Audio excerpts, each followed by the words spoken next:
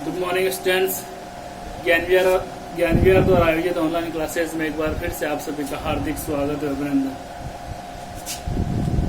मेरे विद्यार्थियों, जैसे कि आपको मालूम है, अपना चैप्टर दूसरा अपने प्रारंभ कर दिया था और उसमें मुगल शासकों के रुचि के अनुसार या मुगल शासकों के समय जो मुगल शैली का विकास हुआ उसके बारे में अध्ययन कर रहे थे। अपन ने देखा कि मुगल चित्र शैली जो है दरबारी चित्रण शैली होने के कारण मुगल शासकों की रुचि के अनुसार जो है समय समय पर परिवर्तित होती रही थी। इसीलिए अपन ने जो है मुगल शासकों के क्रम से जो है उनका अध्ययन करना शुरू किया था कि किस शासक के समय किस प्रकार की शैली का जो है विकास हुआ था। सबसे पहले अपने बाबर के बारे में देखा। बाबर जो है कुछ समय के लिए, यानी कि अपन कह सकते हैं मात्र 4 वर्षों तक ये भारत में रहा और इन 4 वर्षों में वह युद्धों में जो है बिजी रहा।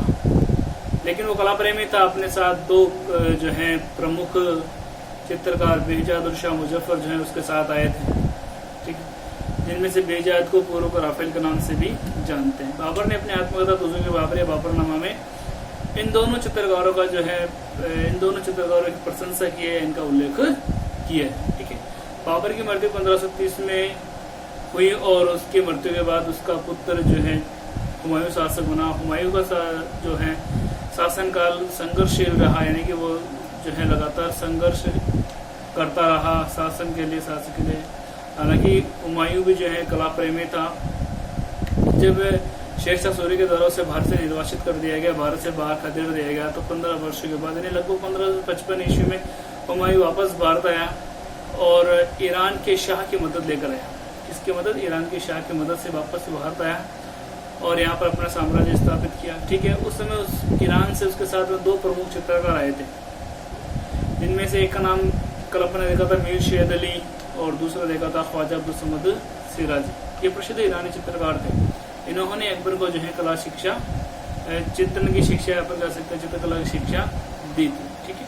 इसके अलावा अपन ने एक जो है चित्र देखा था जिसके बारे में ऐसा जो है माना जाता है कि वो चित्र हुमायूं के समय, उसका चित्रण जो है हुमायूं के समय प्रारंभ हुआ और वो पूरा का अकबर के समय, ठीक है। तो हुमायूं तक अपने देख लिया था। हुमायूं से बनने वाले कुछ महत्वपूर्ण पर्सनों के बारे में पहले देख लेते हैं, फिर हुमायूं के पुत्र अकबर के बारे में अध्ययन करेंगे, ठीक है।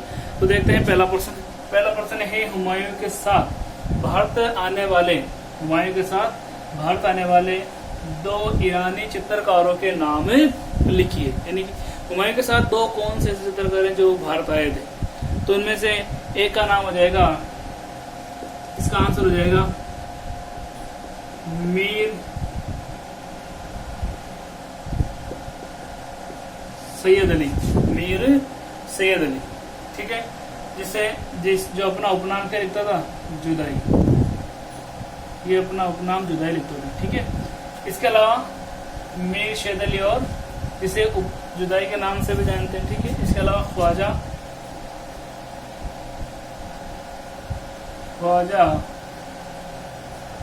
अब्दुल समद सिराजी,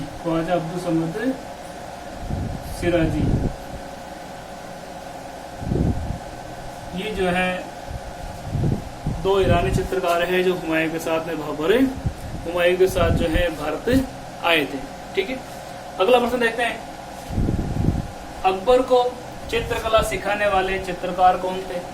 यानी कि हुमायूं कौन था, अकबर का पिता था और हुमायूं के साथ में ही ये 2 चित्रकार भारत आए थे, ठीक है। तो अकबर, जो बालक अकबर है वो किससे शिक्षा ग्रहण करेगा, इन्हीं दोनों चित्रकारों से। तो ध्यान रखना, अगर ऐसा प्रश्न पूछा जाता है तो ध्यान रखना अकबर को चित्रकला सिखाने वाले कौन थे, मीर शेद अली। इन्हीं का नाम वापस आएगा, मीर शेद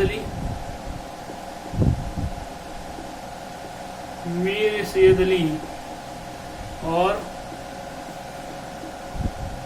ख्वाजा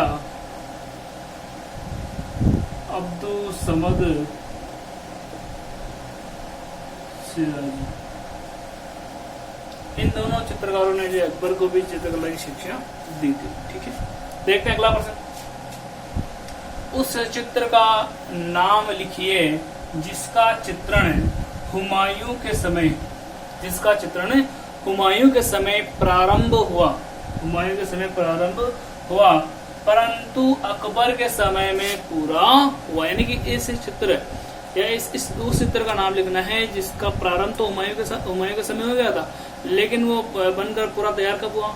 अकबर के समय। तो वो कौन सा चित्र हो गया? ध्यान रखना, दास्तान ए अमीर हमजा। कौन सा है? दास्तान ए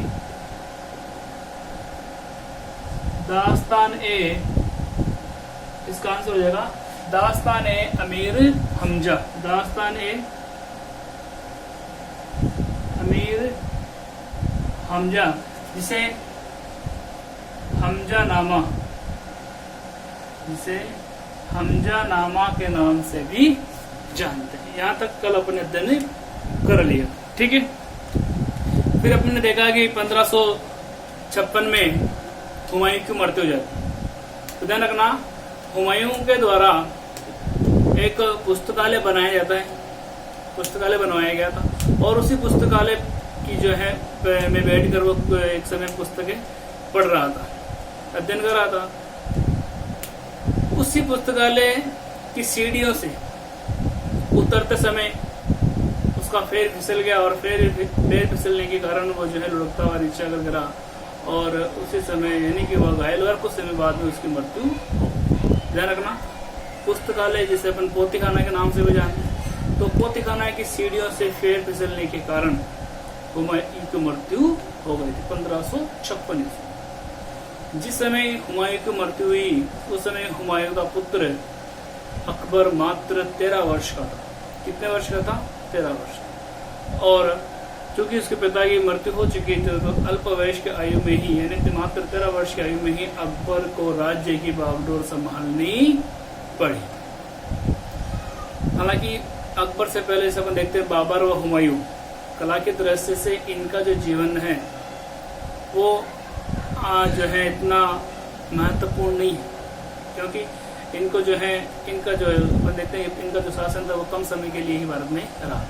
तो बाबर व हुमायूं कला की दृष्टि से जीवन का आनंद राजनीतिक परिस्थितियों की अस्थिरता के कारण, यानी कि बाबर मात्र 4 वर्ष के लिए शासक रहा था, हुमायूं जो है शासक तो रहा लेकिन संघर्षशील उसका जीवन रहा। यानी कि कुछ समय बाद में शासक बने, कुछ समय बाद में उस पर शेरशाह का आक्रमण, और शेरशाह के आक्रमण के कारण उसको भारत छोड़कर भागना पड़ा था। यानी तो इसी प्रकार अपन देखते हैं कि राजनीतिक उनके समय में राजनीतिक अस्थिरता रही थी।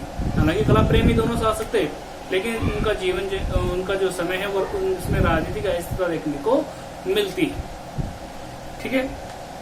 परंतु अकबर, हुमायूं का जो पुत्र अकबर ने अपनी कुशलता से न केवल राज्य का विस्तार किया, बल्कि एक मजबूत व समन्वयवादी शासक की भी छवि जो है प्राप्त की थी। कहने का मतलब है कि बाबर और हुमायूं तो जो है इतने लंबे समय तक शासन नहीं कर सके थे, अपना साम्राज्य का विस्तार नहीं कर सके थे, लेकिन बाबर हुमायूं का पुत्र जो अकबर था वो बड़ा ही योग्य शासक साबित हुआ, और उसने अपने साम्राज्य के विस्तार के साथ साथ ही कला को भी जो है संरक्षण प्रदान किया, और एक समन्वयवादी यानी कि अन्य कलाओं का समन्वय करते हुए अच्छा कार्य किया। तो समन्वयवादी शासक की भी छवि जो है इसने प्राप्त की। अकबर के शासनकाल में ईरानी चित्रकार जो पहले ही भारत में आ गए थे, ईरानी चित्रकार कौन से? वही चित्रकार जो बाबर और हुमायूं के समय भारत में आए थे। ध्यान रखना, अगर आपसे पूछ लिया जाए कि ऐसे 2 चित्रकारों का नाम लिखिए जो हुमायूं के समय भारत में आए थे, अकबर के समय भी यहीं पर रहे, तो ध्यान रखना मीर शेरअली और ख्वाजा अब्दुल समद सिराजी, ठीक है। तो ईरानी चित्रकार जो पहले ही भारत में आ गए थे उनमें से मीर शेरअली और ख्वाजा अब्दुल समद सिराजी जो है प्रमुख थे। इन्हीं दोनों कलाकारों ने अकबर की रुचि व नीति के अनुरूप, यानी जिस प्रकार की अकबर की रुचि थी, जिस प्रकार की अकबर की नीति थी, उसी के अनुसार जो है चित्रण किया, उसी के अनुसार जो है कला क्षेत्र में समन्वय की भावना बढ़ दी।